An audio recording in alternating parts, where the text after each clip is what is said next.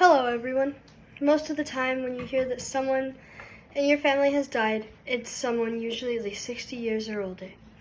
Never in my life would I have thought that I would lose someone so unexpectedly. My aunt, Amy Hartmann Schumer, or as I called her, Fossil, unexpectedly passed away on May 28, 2025, at just 40 years young. She would be 41 on August 2nd.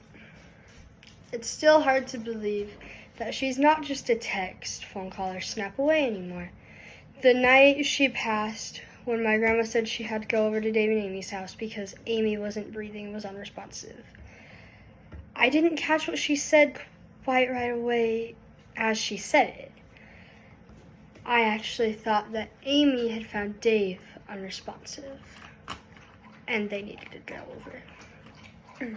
Not the other way around. Everyone was prepared for Dave to get the call saying that he wasn't breathing and was unresponsive. I mean, he had had health problems that had been more recent. I mean, yeah, Amy had asthma and fibro, but she had been good. She hadn't really had many problems major. She was excited to get her new house. Everything was looking good. That's how unthinkable it is that she just passed so unexpectedly. Just like her obituary states, Amy was always so full of love, life, and laughter. She had the biggest, most tender heart that loved so big but could be hurt so easily. Wherever she went, Amy made such a significant impact on everybody that she encountered. She would always go out of her way to make people smile, and all those who knew her will always remember her significant impact she made with her contagious smile, loud laughter, and overall, her radiant soul. Quote. Since then, I have found myself multiple times thinking, oh my gosh, I have to tell Amy this. I have to send this to Amy. She'll think it's hilarious. I still hear her laugh sometimes when it's quiet or in a moment that's way too serious. Because I mean, let's be real with ourselves right now. Amy was the absolute worst at keeping a straight face, especially in serious moments. She'd crack up and make everyone else lose it too, completely ruining the serious moment. That was part of her magic. She just had this way of making everyone feel seen and heard and loved. Not necessarily was it big, grand, old, expensive gestures. It was just by her being there. Her presence was enough to make that much of an impact on people. She had this warmth, this strength, this kindness, and that unmistakable laugh. All of it left a mark on everyone she touched, and to this day, I carry those parts of her with me every day. Not only was she someone that made an impact on people's lives every day, there's also so many little memories to the normal person, to an outsider, that aren't just little to me, because there's a story with them. Those are the memories that stick with me forever. Like when we went to Hogle Zoo with her and my Uncle Dave. We had been walking around, we took pictures around a lot of things. And then, as we were getting ready to leave, as we were walking out, everyone kind of grouped around one exhibit and then would leave immediately, basically. So we were like, oh, what's going on there? One of the animals was having a seizure. We were one of the only people that really stayed to watch it. And then it took a long time, so we ended up leaving. Another thing that really sticks with me is our Snapchat calls that would go from a deep personal conversation to both of us using dumb filters in a matter of like seconds. And then when she would come over to our house, I would use the most ridiculous filter I could find just to get a laugh from myself because Amy hated those unexpected pictures of herself. even on the 4th of July, we would do that too. We loved 4th of July celebrations, going to the parades. You know, it's what you do.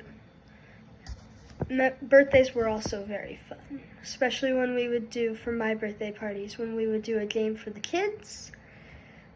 You'd expect to see Amy doing those games too. Another thing that I'll never forget is me coming over to Poop's Coop because she has 2 dogs, going inside maybe just a second, and her yelling, "Don't you be the reason I have to use the plunger in my bathroom today. I don't want to get up off of my chair. You better spray because I have to deal with that until like 5 or 5:30 when I get off work." It was the voice and the attitude she used. No one else could ever say that the way Amy did. Not even me.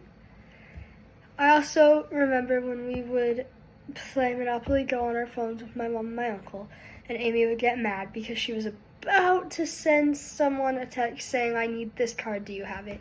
And then someone else would send it before. And she would go, "Why can't you just read my mind?" Another thing is when I would send her pictures of the blackbirds, crows, creeping up on our house, or something we see on the street even, just to mess with her because she hated those blackbirds and they followed her everywhere. Her and my uncle supporting me for every single fundraiser as soon as it started. It was like clockwork.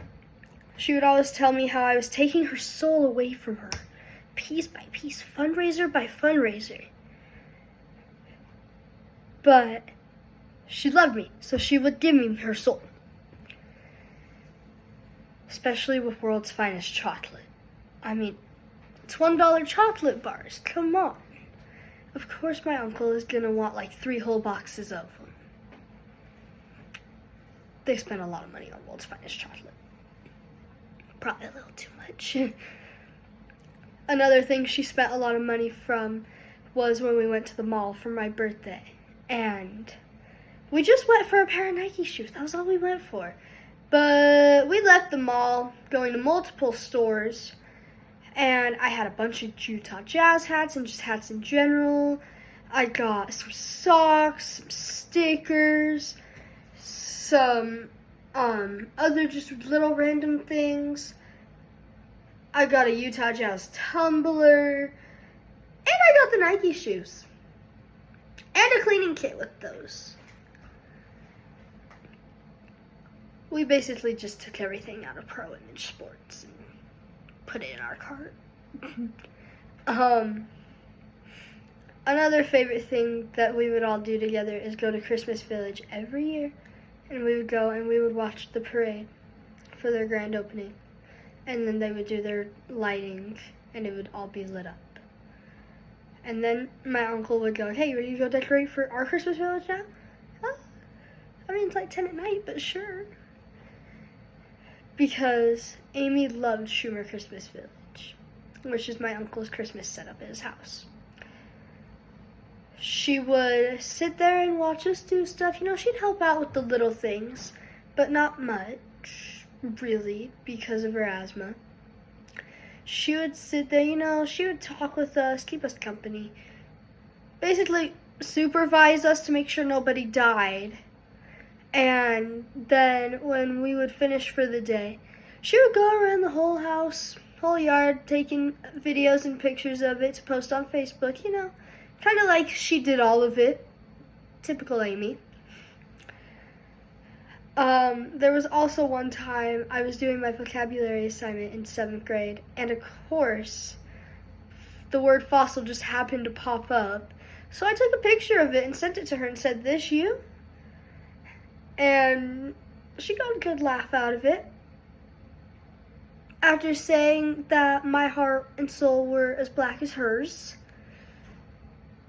There was another time when me and my 2 cousins were doing a Just Dance one time. I think it was for Thanksgiving.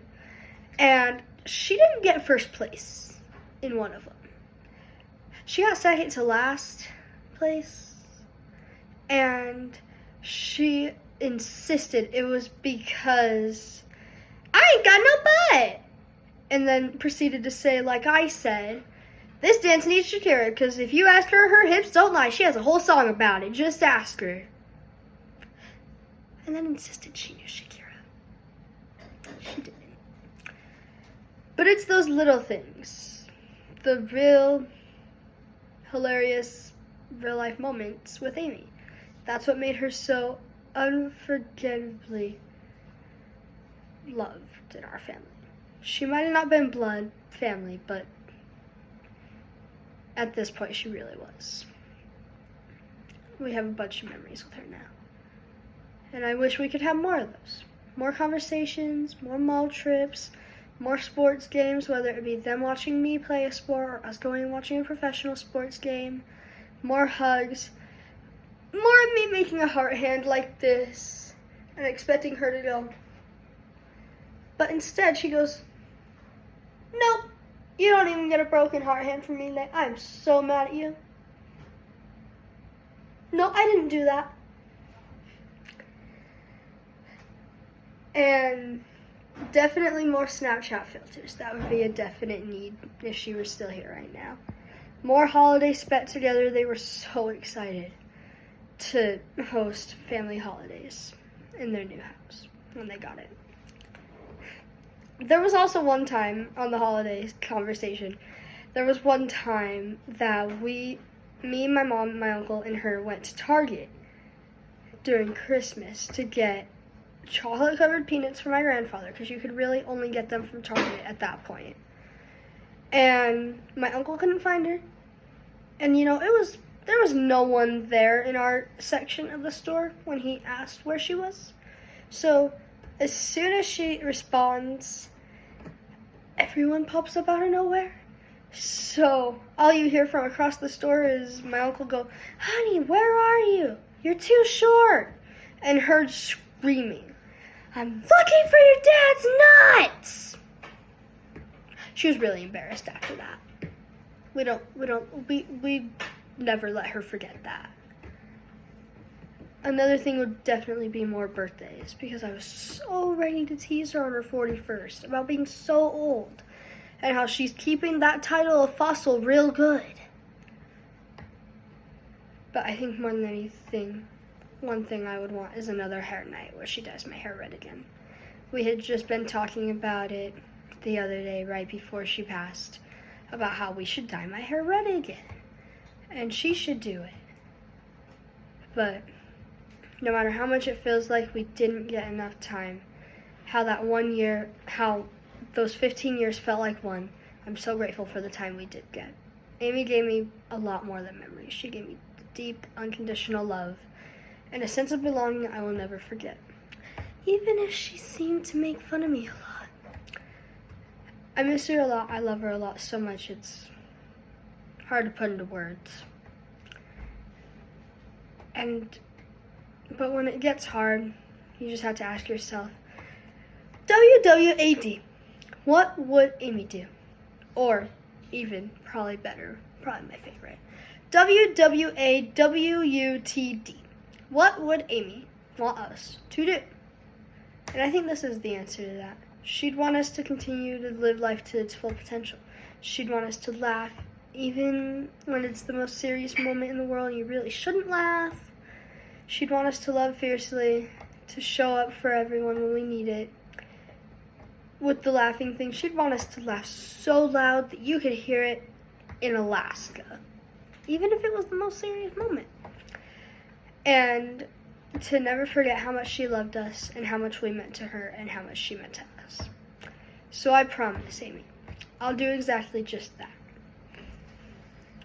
I'll do my best to do what honors Amy, or Fossil, because we gotta put that in there. With looking for all the amazing, ridiculous filters I can possibly find. Thank you.